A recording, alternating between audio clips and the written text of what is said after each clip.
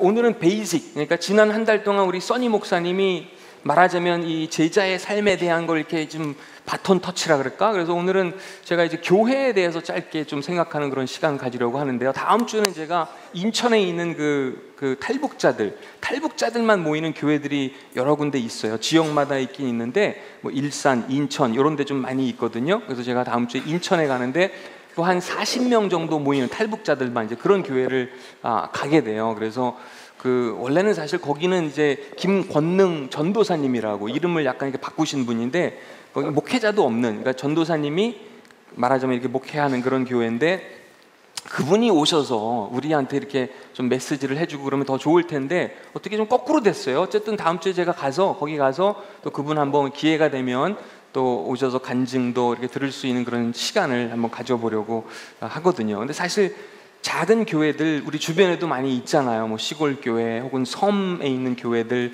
이런데 여러분 기회 되시면 가면은 좋아요. 너무 좋아요. 왜냐하면 그분들이 정말 좋아합니다. 그러니까 뭐 작은 교회는 이렇게 우리도 뭐 한때 작은 교회였죠. 한두 명에서 시작했으니까. 근데 이렇게 누가 찾아오고 한 번이라도 방문해주고 뭐 예배 같이 드리는 거 그걸로 되게 행복해 하시거든요. 혹은 뭐 가서 이렇게 뭐 헌금 10,000원, 50,000원 이렇게 하면 그분들에게는 엄청난 힘이 됩니다. 그래서 여러분 이렇게 교회 평소에 오시는 거 좋지만 만약에 기회가 된다면 가끔은 뭐 한 달에 한 번이든 뭐 그 이상이든 뭐 이렇게 주변에 있는 우리도 찾아갈 수 있거든요. 그렇죠. 가서 이렇게 예배도 드려주고 뭐 소그룹이 갈 수도 있고 그렇게 하는 것도 아주 좋지 않을까라는 생각을 하게 됩니다. 저한테 이따금씩 그런 질문을 하시는 목사님들이 계세요. 너무 고맙죠. 사실은 그 신학생들도 그런 경우가 있고 목사님들도 우리 교회에 이렇게 좀 와서 우리 교회가 건강한 교회인지 한번 좀 평가 좀 해주세요. 뭐 그런 어떻게 보면 말도 안 되는 거죠. 제가 어떻게 감히 그 교회 가서 뭐 교회를 뭐 평가하고 사역을 평가하고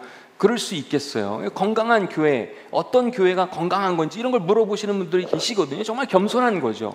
근데 보면은 오늘 우리가 읽을 본문 말씀 속에도 이게 전부는 아니지만 그런 부분이 있어요. 건강한 교회, 오래전에 초대교회의 모습이지만 그 속에서 오늘의 우리 교회 또 뭐 우리 교회뿐만 아니라 현대교회 이렇게 좀 돌아볼 수 있는 그런 부분들이 있지 않을까. 그래서 오늘 주제는 그냥 베이직이거든요. 베이직, 기본, 뭐 본질 이런 거 있죠. 그러니까 우리가 뭐 운동을 하더라도 운동 좋아하시는 분들 계시겠지만 운동 선수로서 이렇게 뭔가 지켜야 되는 뭐 자기 관리이며 뭐 그 규칙적인 어떤 생활 습관이며 뭐 먹는 것도 뭐 조절해야 되고 여러 가지가 있잖아요. 그 외에 뭐 다른 것도 뮤지션들 오늘 이렇게 찬양 인도해 준 분들이 계시지만 뮤지션에게 있어서도 지켜야 할 또 기본 같은 게 있는 거고요. 요리를 해도 그렇고 뭐 여행을 가도 우리가 뭐 다른 나라에 이렇게 갔는데 그럼 그 나라의 어떤 문화라든지 이런 거 어느 정도 이해할 필요도 있고 지켜야 할 뭐 예의라든지 뭐 이런 게 있잖아요. 그러니까 교회도 그런 거거든요. 그래서 오늘 말씀 같이 보시겠는데요. 사도행전이고요. 여기 주보에는 좀 잘못 나왔어요. 사도행정이라고 나왔는데 물론 사도들이 가끔은 행정적인 일도 했을 겁니다. 그렇죠? 2장이고요. 뭐 길지 않아요. 42절부터 그 47절까지 제가 읽을게요. 사람들은 사도들의 가르침을 받으며 서로 교제하고 빵을 나누어 먹고 기도하는 일에 힘썼습니다. 사도들을 통해 많은 기적과 표적이 나타났습니다. 그러자 모든 사람들에게 두려운 마음이 생겼습니다. 이 두려운 마음은 뭐 경외하는 마음 이런 거죠. 믿는 사람들은 다 함께 모여 모든 물건을 공동으로 사용하며 살아갔습니다. 정말 놀랍죠. 그들은 재산과 모든 소유를 팔아서 필요한 사람들에게 나누어 주었습니다. 그들은 날마다 한 마음으로 성전뜰에 모였습니다. 그리고 집집마다 돌아가며 함께 모여 기쁘고 순수한 마음으로 식사를 같이 했습니다. 그러니까 지금처럼 이렇게 교회가 막 커지고 큰 규모가 막 이런 규모가 아니죠. 집집마다 좀 가정교회 같은 모습이죠. 마지막 47절 그들은 하나님을 찬양하였으며 모든 사람에게서 칭찬을 받았습니다. 주님께서는 구원받는 사람을 날마다 늘어나게 하셨습니다. 그러니까 그 몇 가지 여기에 우리가 이렇게 찾아볼 수 있는 또 우리 교회를 생각해 볼 수 있는 그런 원리들 요소들이 있는데요.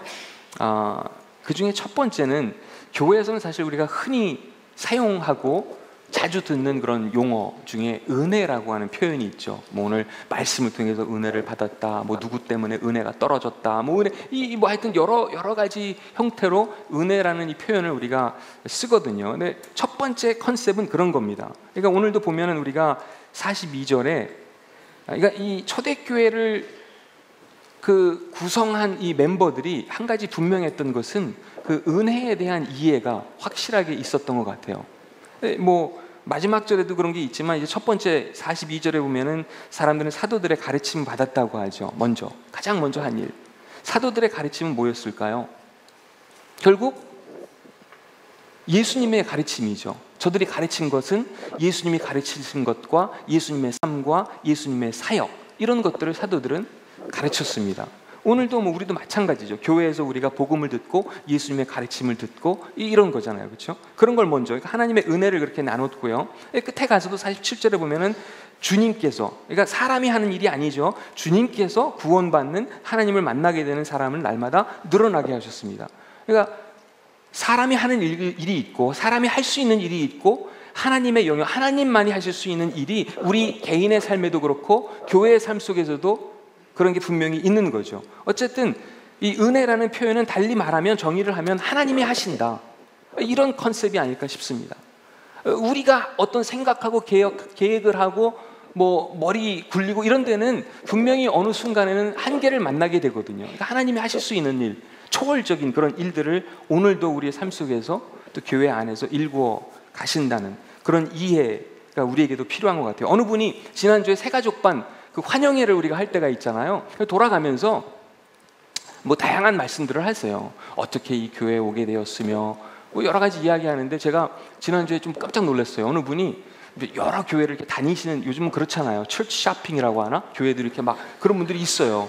이렇게 보고 여기는 안전한가, 여기는 뭐 말씀이 어떤가, 여기는 성도들이 뭐 이런 거 하면서 괜찮아요. 뭐 이렇게 다니면서 또 가족 단위로 이렇게 다니고 그러니까 아이들도 어느 정도 해피해야 되고 중요하죠. 그래서 다니시는데 그분도 이제 다니시다가, 물론 여기 이제 정착할 그런 생각은 없으셨겠죠. 이제 여기 오셨다가 다른 데 방문하고 이럴 계획이셨던 것 같은데, 그날이 하필 그분이 오신 날이 하필이면 어떤 날이었냐면, 제가 교회 재정의 사고에 대해서 발표한 날, 이런 날이에요. 그러니까 저는 뭐 사실 그날 너무 막 부끄럽죠. 막 죄송하죠. 뭐 이런 일이 교회에 있으면 안 되는데 어쨌든 일어났으니까 교회는 알려야 되겠죠. 기도해 주세요. 부탁을 드려야 되겠죠.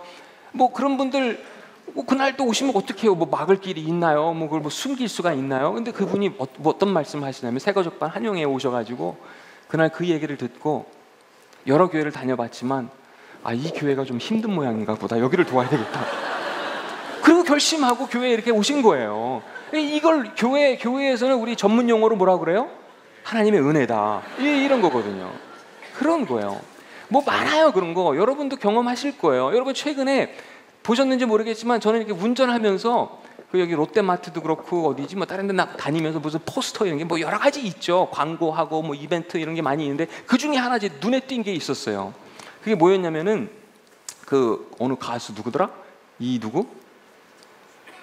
예?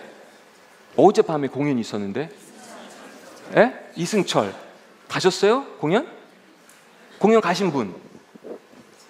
없어요. 공연 좀 문화 생활 좀 하시고. 저는 갔어요. 제가 가려고 간 게 아니라, 그러니까 이 포스터를 봤는데, 야, 그래도 이 사람이 공연을 30년을 했잖아요. 나이가 저랑 비슷한가 뭐 그럴 거예요. 근데 어쨌든 고등학교 때부터 공연, 뭐 노래 부르기, 밴드 만들어서 시작했는데 작년이 아마 30주년이었을 거예요. 우리 지역에도 왔었고, 또 어제가 이제 여기 또 온 거잖아요. 그래서 제가 그 포스터 뭐 이런 거 보면서 가볼까? 제가 사실 토요일은 잘 안 움직여요. 뭐 준비해야 되고 뭐 해야 되고 부담이죠. 그래서 공연 같은 거 뭐 웬만하면 토요일 같은 날은 잘 못 보죠. 근데 갑자기 그거 보면서 가볼까 하면 대단하잖아요. 야, 30년 동안 노래만 하고 그래도 야, 좀 의미 있겠다, 이런 느낌이 살짝 드는 거예요. 근데 그렇다고 또 생각해 보니까 뭐 제가 뭐 갈 수 있겠어요. 그래서 그냥 포기하고 그냥 생각하다가 접었는데, 웬걸 26일 날, 요 지난주 화요일입니다. 저한테 카톡이 하나 띡 날라와요. 이런 내용입니다. 제가 아는 지인한테 온 카톡인데요. 다름이 아니라 오늘 가수 이승철 씨랑 운동을 했는데요. 이번 주 토요일 콘서트가 있는데 대전에서 혹시 시간 되시면 가족분들 다 모셨으면 하셔서요. 모신다는 게 저한테 이 카톡을 보낸 이 사람이 모신다는 게 아니라 이승철 씨가 모신다는 얘기입니다. 이해가 되세요? 네. 스케줄 보시고 가능하면 표 준비하겠답니다. 그래서 10장 달라고 했어요. 근데 제가 그거 다 보낸 다음에 되게 후회가 되는 건 한 100장은 달라 그럴걸. 이게 좀 후회가 되는 것도 있죠. 그래서 어쨌든 보내줬어요. 그래서 나중에 또 우리 용건 씨, 또 우리 태훈 씨가 와이프도 갔으면 좋겠다. 그래서 2장 더 달라고 하니까 어쨌든 VVIP석은 아닌데 11만 원짜리 VIP석으로 12장을 보내준 거예요. 너무 좋죠. 이거를 우리 교회에서는 전문 용어로 은혜라고 하는 거죠. 예, 전혀 기대하지 않았던 그런 선물 같은 거, 깜짝이죠, 깜짝. 얼마나 좋아요. 저는 사실 그분 딱 한 번 만난 적이 있어요. 짧게. 근데 그걸 어떻게 기억하고 제가 여기 이 동네에 산다는 걸 알고 자기가 여기 와서 공연을 하니까 뭐 시간이 되면은 와라, 뭐 이런 거잖아요. 근데 더 놀란 거는 제가 그래서 방송국 PD 한 명이랑 우리 여기 보통 음악 뮤지션으로 이렇게 다 이게 자원봉사잖아요. 시간 공들여가지고 오늘도 막 8시부터 나오셔가지고 그래서 다 초대할 수는 없었지만 뭐 우리 인도자들 또 몇몇 세션 이런 분들이 하여튼 12명 같이 갔어요. 근데 6시 반 제가 이제 더 일찍 갔어야 되는데 저는 주차가 막 그렇게 막 힘들 줄 모르고 6시 반 이 정도 가면은 뭐 공연 시작은 7시거든요. 그러면 괜찮겠지 하고 갔는데 와, 웬걸 왜 이렇게 길이 막혀요? 근데 매니저한테 전화가 오는데 무슨 말이냐면 6시 반까지 올 수 있냐는 거예요. 그래가지고 뭐지? 거기 준비실에 와가지고 이승철 씨가 자기 팀 멤버들 다 기도해 달라고 공연 전에. 와, 이게 너무 놀랍잖아요. 쇼킹해가지고 저 하여튼 아슬아슬하게 가가지고 그 준비실 가가지고 근데 기도를 하는데 다 그 뭐지? 이 백 댄서들부터 해가지고 막 복장 화려하고 뭐 싱어들, 와, 교회에 그런 댄서들 오면 이거 엄청나겠더라고요. 어쨌든 그 사람들 다 이렇게 둥그랗게 이승철 씨가 제 바로 옆에 손잡고 우리 기도합시다 그러는 거예요. 저는 그 사람 크리스찬인지 아닌지 잘 모르겠어요. 와이프는 크리스찬이래요. 근데 뭐 이제 모르겠는데 딱 하는데 뭐라고 기도해 갑자기. 하나님 오늘 공연 오는 사람들 다 예수 믿게 해주, 이렇게 할 수 없잖아. 그래서 막 갑자기 막 뭐가 허해지면서 하여튼 뭐 이게 대략 대충 기도했죠. 하나님 오늘 공연 대박 나게 해주세요. 했더니 이승철 씨가 옆에서 아멘 하는 것 있잖아요. 야, 그래서 그렇게 공연 시작했고 뭐 너무 좋았어요. 그래서 그 제가 끝나고 태훈 씨한테 사진 하나, 여기 사진 있나? 사진 하나 이렇게 어찌죠? 이렇게 와이프들 같이 가가지고 또 되게 이렇게 행복한 시간 같이 가졌거든요. 다른 집사님들은 먼저 나가셨어요. 그분들은 손해 봤죠. 같이 못 만나, 아무나 안 찍어주는데. 근데 어쨌든 다 끝나고 나서 제가 태훈이한테 카톡을 보냈어요. 나는 솔직히 오늘 공연 좋았지만 나름 좋았지만 우리 용건 씨나 태훈 자기가 더 노래 잘하는 것 같다. 근데 문제는 요거예요. 태훈 씨한테 다시 또 톡이 온 것 있죠. 크크크 하더니 요런 말. 목사가 시도 때도 없이 거짓말을 이렇게. 야, 참. 그래서 제가 또 보냈어요. 진짠데? 점점점 하니까 또 왔어요. 뭐라고 하냐면 그럼 박이비인후과에 한번 가보시죠. 귀에 이상이 있다는 거죠. 어쨌든 우리 교회에서 가장 흔하게 쓰는 용어 중에 하나가 이 은혜라고 하는 단어이고 또 그런 컨셉입니다. 사실 말로 다 우리 인간의 언어로 충분히 표현할 수는 없어요. 그 개념을. 그렇잖아요. 하나님이 사람의 몸으로 이 땅에 오셔서 우리를 찾아오신 그 사건, 우리를 위해서 죽으시고 부활하신 사건, 이걸 어떻게 우리가 우리의 말로 입술로 충분히 표현을 할 수 있겠습니까? 어렵죠. 하지만 그런 개념이 구약 창세기 1장부터 계시록에 이르기까지 그 컨셉이 계속해서 이어집니다. 하나님이 우리를 만나시고자 하는 그 놀라운 계획, 미라클이죠. 미라클, 기적 같은 일이죠. 근데 그 어떤 우리가 은혜라는 표현 속에서 물론 우리가 받은 선물 이런 것도 그 속에 포함이 되겠지만 값없이 받은 어떤 것. 하지만 그런 의미를 넘어서 왜 그러잖아요. 사람들이 큰 위기나 뭐랄까요, 죽음을 이렇게 모면했을 때 그런 표현들 쓰시죠. 덤으로 산다. 덤으로 산다. 그러니까 엑스트라다. 지금부터 나의 삶은 정말 엑스트라다. 이런 덤으로 사는 것. 그런 거죠. 은혜의 컨셉이 그런 것 같아요. 그러니까 죽을 수밖에 없는 난데 하나님을 가까이 할 수 없는 그런 존재인데 이런 일이 이거죠. 이거 죽을 수밖에 없는데 써니 목사님이 지난 한 달 내내 저를 또 얼마나 디스했는지 제가 다 알아요. 다 알죠. 왜냐하면 그 현장에 제가 없어도 보통 저에게 그런 고급 정보를 이렇게 주시는 분들이 있으니까 얼마나 고마워요. 근데 이번에는 그럴 필요가 없었던 게 써니 목사님이 직접 저를 찾아와서 자백을 하더군요.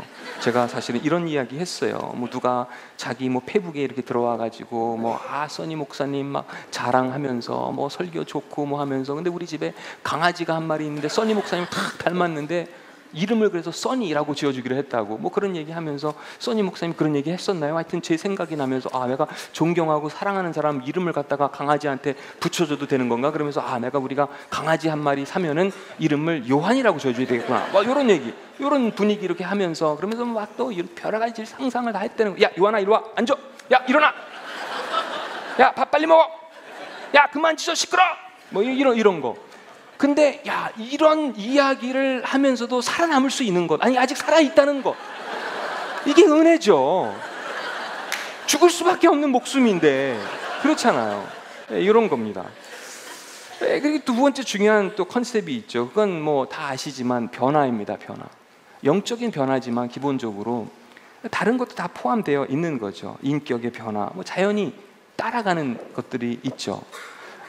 오늘은 우리 용건 형제가 찬양 인도를 했습니다만은 우리 태훈 씨가 할 때가 있죠. 근데 그 아들이 있는데 서율이 어리지만 아빠도 이제 야구를 좋아하고 가끔 야구 경기장 애들 데리고 가고 집에서도 TV로 보고 그러니까 서율이가 야구를 좋아하는 거예요. 그러면서 집에서도 뭐 가끔 경기장도 가보지만 집에서 이렇게 이렇게 거실에서 플라스틱 이거 야구 방망이 놓고 또 아빠가 공 이렇게 플라스틱 공 던져주면 폼이 제법 나오는데 이거를 동영상으로 찍어가지고 페북에 올린 거예요. 제가 엊그제 그걸 봤는데 진짜 폼이 나오더라고요. 그러면서 태훈 씨가 거기다 짧은 글을 썼는데, 요즘은 아이가 우리 서율이가 다 따라한다는 거예요. TV 보면서 뭐 그 폼 따라하고 뭐 어느 선수들 좋아하고 뭐 어떤 팀 이게 다 있는데 다 따라하는 것까지는 좋은데 요즘은 뭐를 따라하냐면 글쎄 바닥에다가 이거 하면서 침을 뱉는 거예요, 자꾸만.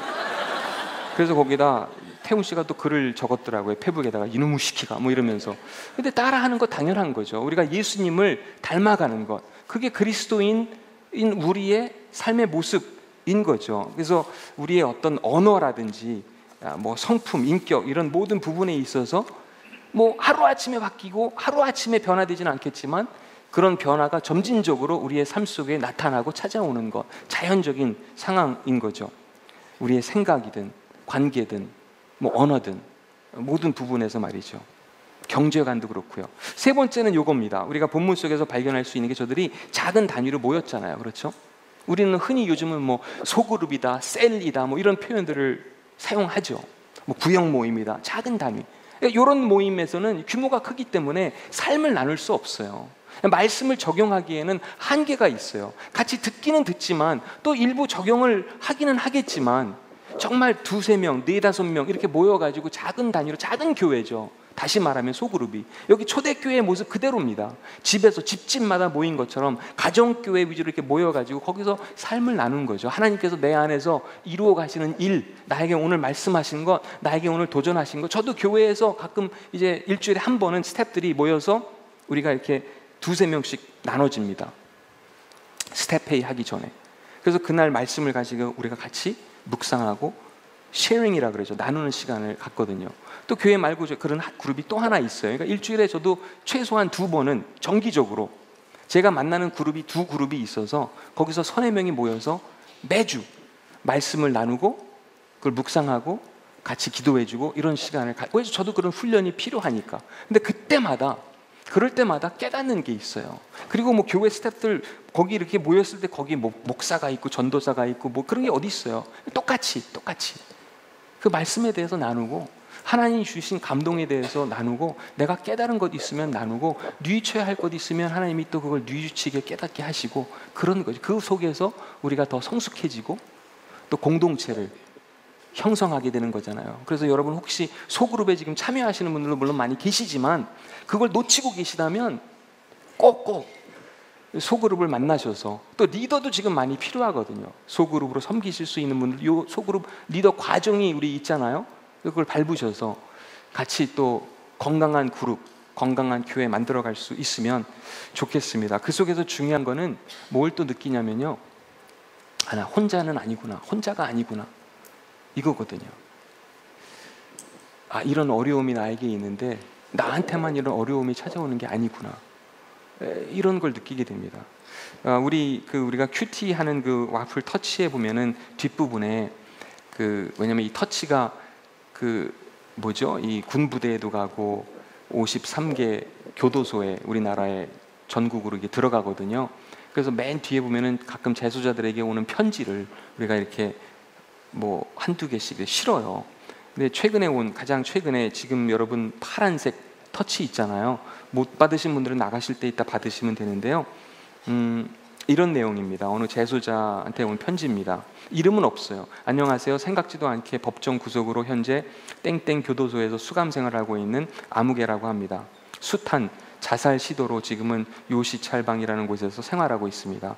하지만 우연히 복도 책장에 있는 와플 터치를 가져온 후 제 인생은 100% 바뀌어졌습니다. 놀랍죠? 복무주임님이 주신 성경으로 매일매일 와플과 함께 시작하고 끝을 내는 하루를 보내고 있습니다. 자살만 생각하던 삶에서 희망으로 가득 찬 삶을 살고 있습니다. 여러 번 기독교를 접할 기회가 있었지만 이번엔 와플 터치를 통해 너무 어렵게만 느껴지던 성경을 쉽게 접하게 되었습니다. 소그룹이 이렇거든요. 누군가 나를 기억해주고, 누군가 내 영혼의 필요를 생각해주고, 또 그 필요를 채워주고자 애쓰고, 이분이 표현한 복무주임님이 성경을 마련해줘서 날마다 그 성경과 같이 와플 터치랑 같이 하루를 시작하고 마무리할 수 있는 것, 대단한 일 아닙니까? 여러분들 중에는 이 와플을 후원해 주시는 분들도 계시고, 어쨌든 이런 게 교도소도 가고 뭐 군인들한테도 가고 말씀이 읽혀지고 나누어지는 것, 얼마나 귀합니까? 그렇죠? 또 하나 컨셉은 이겁니다. 은사라는 표현도 교회에서 자주 쓰죠. 뭐 어떤 재능이라고 할 수 있고 달란트라고 표현할 수도 있겠죠. 뭐 우리 교회도 많아요. 주일학교 교사로 지금 이 시간에도 우리를 대신해서 어떻게 보면 섬겨주시는 분들이 많이 계시잖아요. 교사로. 얼마나 어려운 일입니까? 뭐 주차 봉사하시는 분부터 맨날 싸우더라고요. 주차 봉사하시는 분들은 힘들어요. 얼마나 힘든 일입니까? 그렇죠? 또 베이킹 팀, 이분들 손목 다 아프시고 맨날 침 맞고 이런 분이더라고요. 보니까 베이킹 팀, 또 카페에서 섬기시는 분들, 그 외에도 정말 많은 분, 이분들 보면 너무너무 이 교회, 제가 같은 성도, 그러니까 목사기 전에 저도 성도잖아요. 여러분과 같은 교회를 섬기는 성도라는 게 얼마나 감사하고 얼마나 기쁜지 모르거든요. 진짜입니다. 은사라는 단어의 성경적 의미는 남을 행복하게 하는 통로, 그러니까 남을 섬기는 통로인 거예요. 그러니까 은사가 자랑이 되면 그때부터는 문제죠. 자칫 잘못하면. 은사가 자기 자랑이나 자기 영광이나 자기 만족을 위한 게 된다면 이건 아닌 거잖아요.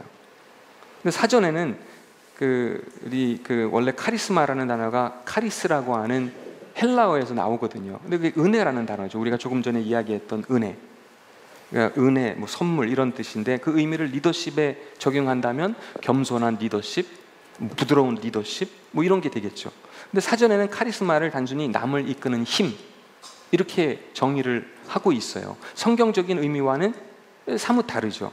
거기까지도 괜찮은데 칸트가 그 단어를 잘못 적용을 해서 남을 지배하는 지배력이다, 이렇게 이해를 했습니다. 성경의 개념은 그게 아니거든요. 그러니까 은사가 자랑이 되면 문제고요. 그러니까 섬김의 통로가 상대방을 행복하게 해주는 그런 통로가 되는 게 맞는 거죠. 마지막 끝으로 하나만 더 얘기할게요. 나눔에 대한 것. 뭐 우리의 시간이든 재능이든 물질이든 다 포함하는 거죠. 우리가 읽은 이 본문 말씀 속에서도 그런 삶의 원리를 초대교회 속에서 우리가 살펴볼 수 있거든요. 우리는 본래부터 교회가 헌금에 대해서 좀 뭐랄까 이렇게 나름 지키고자 하는 기준 같은 게 있었어요. 헌금을 할 때, 헌금 생활을 할 때 쉽지 않은 거잖아요. 근데 이왕이면 그것을 기쁘게 또 기꺼이 해야 되겠다. 왜냐하면 나의 물질을 이렇게 헌금을 하는 건데 그게 기쁘게 하지 않고 기꺼이 하지 않고 이렇게 강요된 거라면 그게 얼마나 힘들겠어요. 그렇잖아요. 그래서 본래부터 우리는 이제 하나는 어떤 기준 중에 하나가 헌금 주머니를 돌리지 않는다. 이런 기준이 있었어요. 헌금을 못하는 사람이 옆에 있으면 민망할 수 있잖아요. 부끄럽잖아요. 둘째는 11조든 감사헌금이든 뭐든 그걸 뭐 누가 했다 얼마를 했다 그걸 공개하지 않는다. 왜 사람이 알 필요가 있겠어요? 성경에도 오른손이 하는 일 왼손이 모르게 하라고 예수님 말씀하신 것처럼. 셋째는 절대 헌금을 강요하지 않는다. 왜요? 저는 그런 믿음이 있거든요. 확신이라고 할까요? 은혜를 받으면, 감동을 받으면, 하나님을 만나게 되면, 하나님을 경험하게 되면 헌금은 자연히 하게 된다. 언젠가는 그게 11조든 감사헌금이든 선교헌금이든 하게 된다. 그런 자신감 같은 게 있는 거죠. 뭐 그게 옳든 틀리든 모르겠어요. 근데 첫 번째 부분에서 제가 늘 시험에 드는 것도 있죠. 왜냐면 아버지가 맨날 만날 때마다 야 너희는 왜 바구니 안 돌리냐? 그래야 조금 더 헌금이 모아질 텐데. 아버지 뭐 하여튼 맨날 만날 그래서 피해 다녀요. 어떤 때는 막 일부러 뭐 그 얘기 하시니까. 어쨌든 우리가 나름 지키고자 하는 이 기준 같은 게 있었던 거잖아요. 그래서 저도 사람인지라 때로는 그런 마음이 들 때가 있어요. 아버지가 맨날 우기니까 야 그렇게 하지 말고 이거 돌리면 적어도 헌금 10%는 더 나와 늘 이러시거든요. 저는 그게 맞는지 모르겠어요. 아닌 것 같기도 하고. 또 아버지랑 맨날 또 대놓고 싸울 수도 없고. 그래서 가끔은 저도 사람인지라 무슨 생각이 드냐면요, 이럴 때가 있어요. 야 진짜 우리 교회가 막 헌금이 막 넘치도록 막 차고 넘치고 그래가지고 아버지가 그 헌금 얼마나 우리가 나왔는지 그걸 보고 막 눈가리래 이게 놀래가지고 그냥 막 그러고 싶은 거 있어요.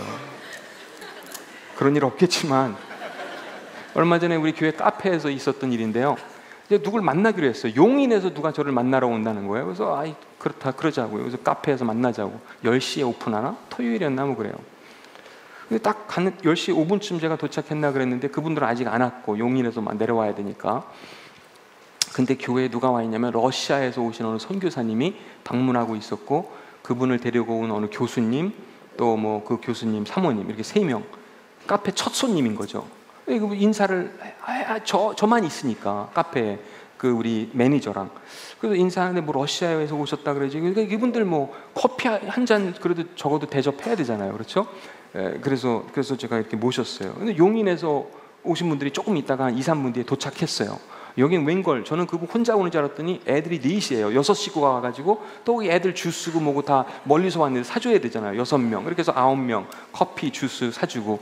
좀 있다 보니까 우리 교회 예전에 다니시던 집사님 그 네 분하고 딸이 뭐 공주에서 뭐 기숙사에서 짐 정리하고 집에 가는 길에 들렸다고 그 최아무개 집사님 계세요. 그래서 그분들 또 교회 떠났다고 안 사줄 수 없잖아요. 그래서 모처럼 오셨는데 이렇게 기쁜 마음으로 또 이렇게 사드렸죠. 근데 좀 있다가 또 보리떡 교회에서 누가 와요. 그래서 그분들 또 보리떡 교회에서 왔다고 안 사드릴 수 없잖아요. 좀 있다 보니까 한 2분 있다가 카페 팀인가 위에서 4층에서 또 일하시는 분들 5명인가 6명이 내려오는데 이분들 아침 일찍 오셔가지고 막 애쓰셨는데 그분들 또 안 사드릴 수가 없잖아요. 또 누구 이병숙 집사님인가 누가 또 오시고 그래서 한 20분 새에 26잔을 샀나? 제가 완전 그날 한 30분 안에 다 거덜나겠더라고요. 그래가지고 이 현찰 다 쓰고 모자라가지고 카드 한 2-3번 긁고. 근데 여러분 생각해 보세요. 다른 교회 가면요, 요즘은 뭐 카페에 있는 교회들 많거든요. 가장 먼저 목사가 딱 살려고 커피든 뭐 주스든 뭐 음료 딱 하면 장로님이 아니 되시옵나이다 딱 막 오늘 커피는 제가 뭐 이렇게 딱 이게 나오잖아요, 그렇죠? 뭐 또 웬만한 교인들도 똑같아요. 제가 오늘은 집사님 한 잔 커피 이렇게 모실게요. 사양하고 우리 한국 우리 정서 교회 분위기가 또 그렇잖아요. 근데 26잔을 샀는데 웬걸 사양하는 사람 하나도 없어.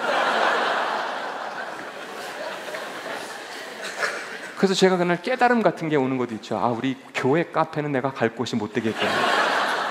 그냥 조용히 방에서 말씀 묵상하고 기도하고 또 아멘 하시는 분이 있어. 그래요. 근데 제가 조금 더 생각해 보니까요, 이런 생각이 스치더라고요. 내가 이분들한테 언제 커피 한 잔을 대접할 수 있을까? 언제 그런 기회가 찾아올까? 말이죠. 하나님이 우리에게 복을 주시는 이유는요, 단순하죠. 복의 통로가 되라고. 내가 있는 삶의 그 자리에서, 그 삶의 현장에서 내가 복을 이미 누리고 있으니까. 그렇죠? 빌 게이츠 보세요. 빌 게이츠 얘기를 해서 죄송합니다만은 세 자녀가 있습니다. 각 자녀에게 유산으로 100억씩 물려주겠답니다. 100억씩. 누가 100억 줬으면 좋겠죠? 우리한테. 우리에겐 어마어마한 돈이죠. 저에게도 100억? 상상을 초월하는 금액이죠. 근데 빌 게이츠에게는 그렇지 않은 것 같아요. 좀 다른 것 같아요. 상대적이죠. 그렇죠? 뭐냐면 70조 원 부자거든요. 그 중에 이미 45조 원은 기부를 했어요. 100억씩 주겠다는 거야. 니네 삶, 니네 인생, 니들이 알아서 대충 100억씩은 줄 테니까 개척하면서 살아라. 우리는 뭐 좋죠. 누가 100억 준다면 개척하죠. 나 개척교회 100개 둬야겠다. 진짜. 근데 어쨌든 아빠가 돕는 건 여기까지다. 뭐 그 사람은 45조 쓸 데 없겠어요? 자녀들에게 그거 주고 싶은 마음 없겠어요? 왜 없겠어요? 사람인데. 근데 어쨌든 다른 가치를 갖고 살겠다는 그런 의지죠. 그 사람이 크리스찬인지 아닌지 모르겠어요. 어쨌든 우리도 그렇잖아요. 다른 가치를 갖고 사는 것, 그게 우리의 정체성이고 그게 우리의 방향성인 거죠. 제가 한 가지 이야기만 하고 마칠게요. 우리 교회를 최근에 한 달 가까이 방문한 어느 청년이 있었습니다. 한 달. 지난주가 마지막이었던 것 같아요. 그러니까 써니 목사님 왔을 때죠. 한 달 동안. 제가 그 청년을 만났어요. 최근에. 그래서 이 친구가 한두 번 온 다음에 그런 생각이 들었대요. 아, 내가 아는 아무개 친구가 있는데 교회를 한 번도 가보지 않은 친구. 이 친구를 한번 초대해도 여기는 안전하겠다. 그래서 초대한 거예요. 그 친구가 왔어요. 예배 드리고 집에 가는 길에 그 친구가 이렇게 이야기를 하더랍니다. 교회가 이런 곳이라면, 여기라면 다니겠다. 여기라면, 이런 곳이라면. 그 얘기를 듣는 순간 이런 생각이 들었습니다. 내가 그 여기가 돼야지. 우리가 그 여기가 돼야지. 그러니까 교회를 누가 오는 것도 맞지만 교회 찾아오는 거 되게 어렵거든요.